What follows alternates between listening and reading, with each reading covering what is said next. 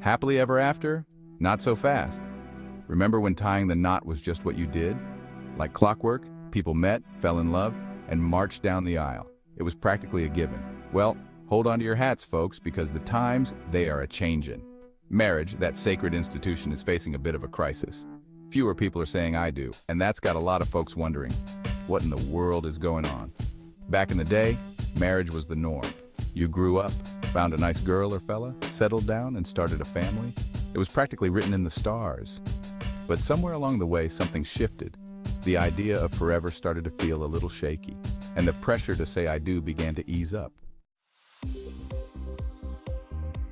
Let's talk facts, folks. The numbers paint a pretty clear picture. Marriage is on the decline. Back in the 1960s, over 70% of American adults were hitched. Today, that number has plummeted to less than half. That's a dramatic drop, and it's got a lot of experts scratching their heads. It's not just that fewer people are getting married, it's also that they're waiting longer to do it. The average age for a first marriage has skyrocketed. Women are now tying the knot around 28, and men are waiting until nearly 30.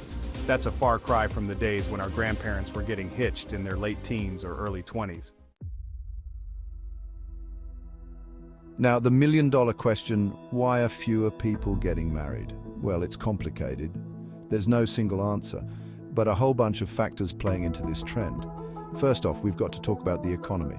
These days, it takes two incomes to make ends meet. A lot of young people are struggling to find good-paying jobs. They're drowning in student loan debt. So they're putting off marriage because they simply can't afford it.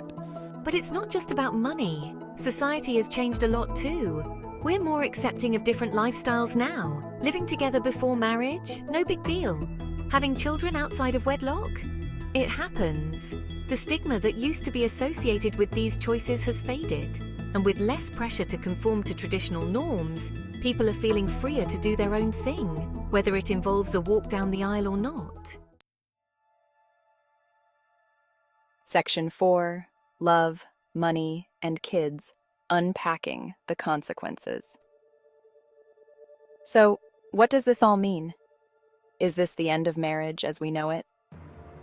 Well, it's hard to say for sure, but there are definitely some potential consequences to consider. For starters, a decline in marriage could lead to a decline in traditional families. And that could have a ripple effect on everything from how we raise our children to how we care for our aging parents.